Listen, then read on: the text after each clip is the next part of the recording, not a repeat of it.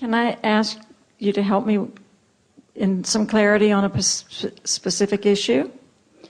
I've been trying to move from this location to actually California, and I'm not going to tell the story about how I fought it and felt desperate about it. You don't have to. It's all there, right there in your vibration for everyone to read. So when I dropped that and started loving where I am and accepting that, everything started to move, and it's just been great. So as you began looking for positive aspects, so are you saying that because you cared about the way you felt, you couldn't keep doing what you were doing and thinking about it the way you were thinking about it and feel good? So when you began looking for positive aspects because I want to feel good, then you began finding things to feel good about. And when you began finding more things to feel good about, then you began perpetuating a more good feeling vibration. So then you became less holding yourself to unwanted things and more allowing yourself to move toward wanted things. So now you're beginning to feel things opening up, yes? Yes, and then as things opened up and a great possibility came up, some things happened that made it less great. And I'm wondering if it's what I did. It's always what you're doing. Okay. It's always what you're doing. And you're doing it, but more important, you're doing it now. Yeah. More important, you're doing it now. So let's tell this story differently.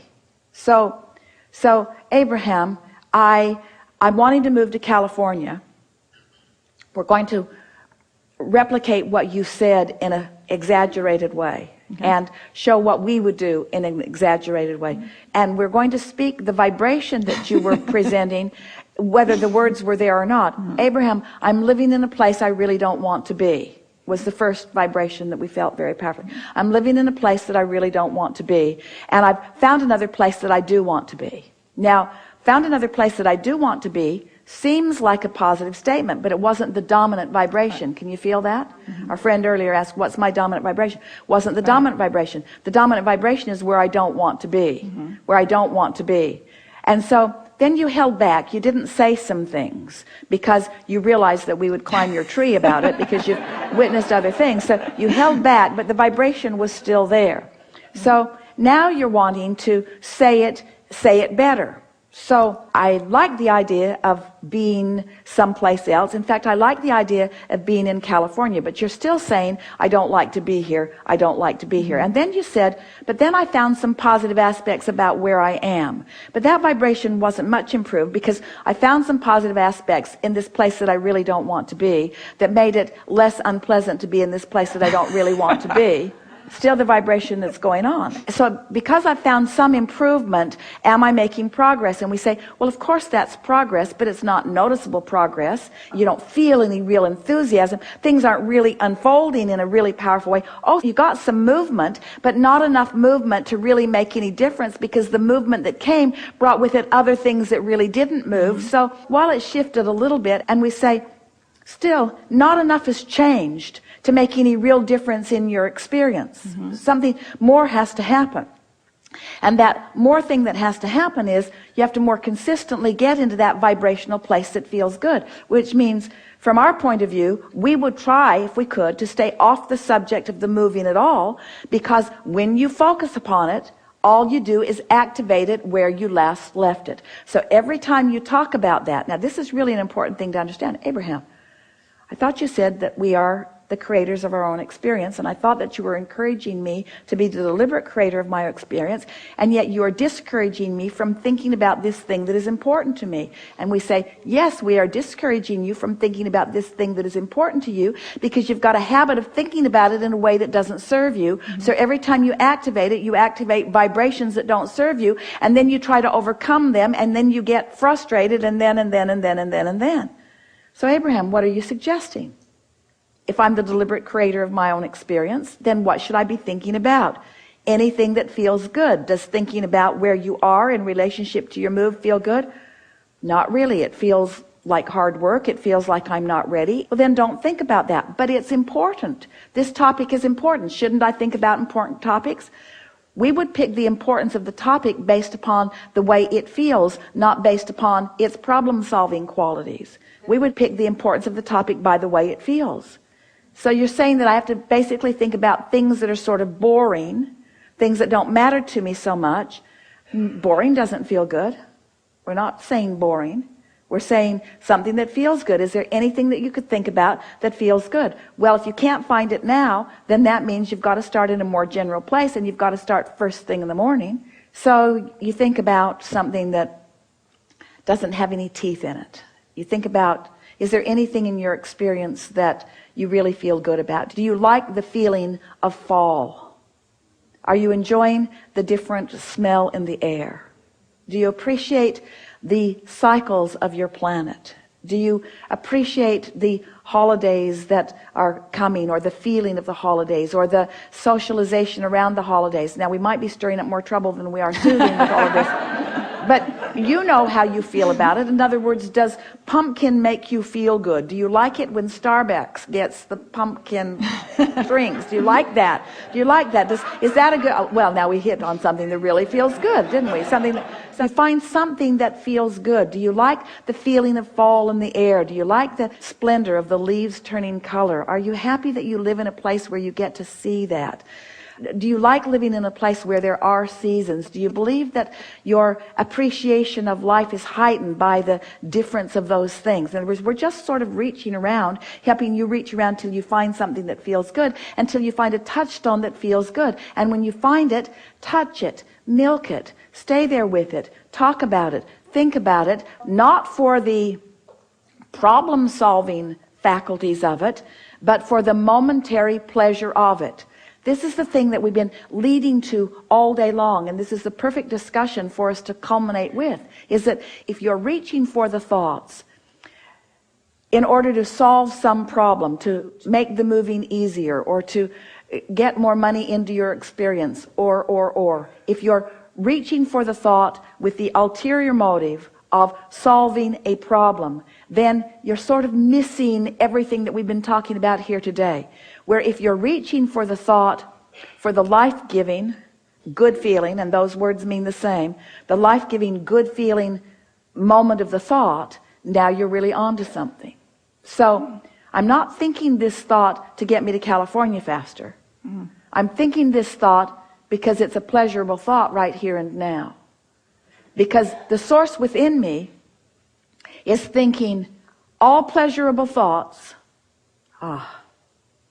on general topics and on incredibly specific topics. Now stay with us just a little bit. This is new. You're going to love it when you get there, and we believe that you are in a place that you can do this. So contrast of your life has caused you to put things in your vortex one by one by one by one by one. You can't even remember putting them all there. You couldn't begin to acknowledge that they are all there, and you certainly, with your human consciousness, don't have the capacity to mold them all together. But you put them there, and the source within you has molded them all together and has now a clear definition of who you are. In fact, is living, being the vibrational essence of that which you have become. So talk about specifics of becoming.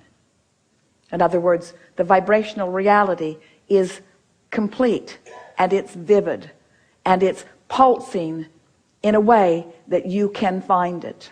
And as you feel the vibe of it and move along with it and get in sync with it, it's going to be pleasurable, pleasurable, pleasurable, pleasurable as you go.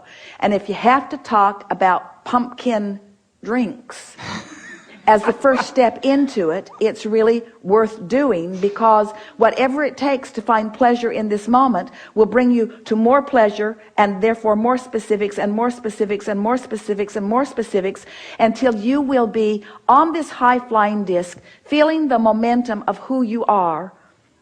We were telling the story about Esther last week, that she loved driving the monster bus because the diesel engine in it was so powerful. And she has an Audi R8 that has an engine that is so powerful, and in proportion to its dimension and size and weight, this is a powerful machine. And when Esther gets out on the roadway in it, she loves the open road, because The lower gears are necessary, and she understands that, but she can feel the vehicle laboring in those lower gears. And when she gets out onto the open road where she can just open it up wide with no concern about the policeman who can't find her because she's in a different vibrational frequency than they are, and just feels the power of that machine wide open, that's similar to the way it feels when you get on this high-flying disc and the energy that creates worlds is flowing through you.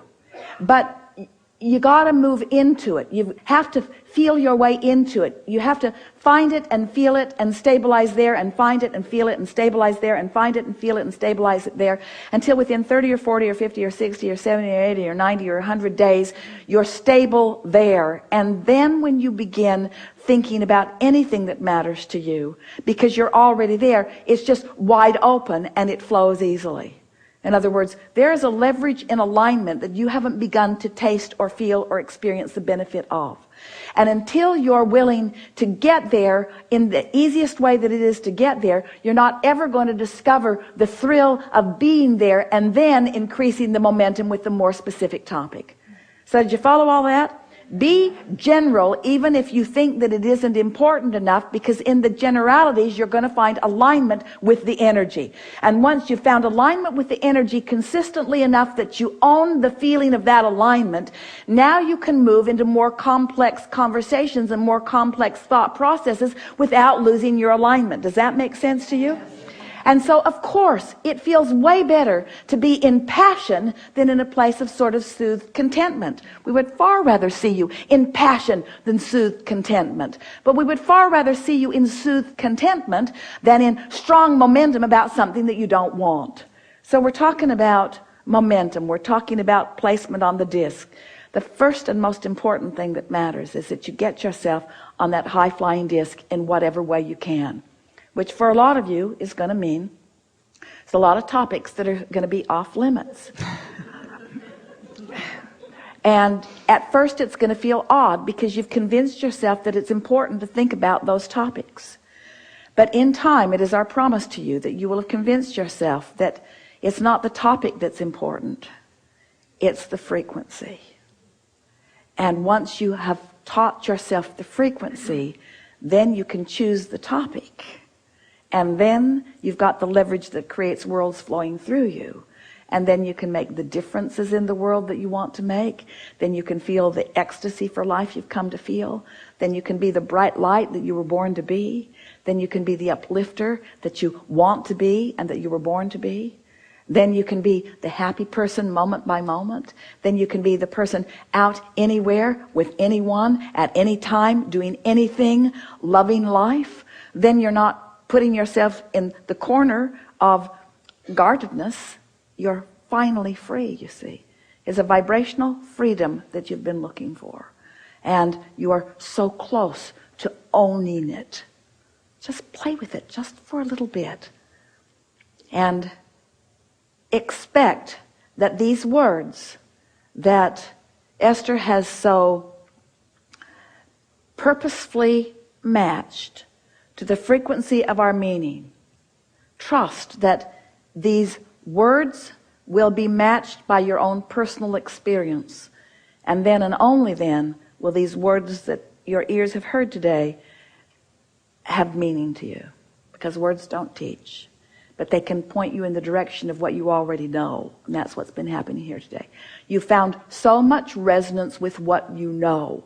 Now show yourself the resonance, practice the resonance, and then watch what happens from there.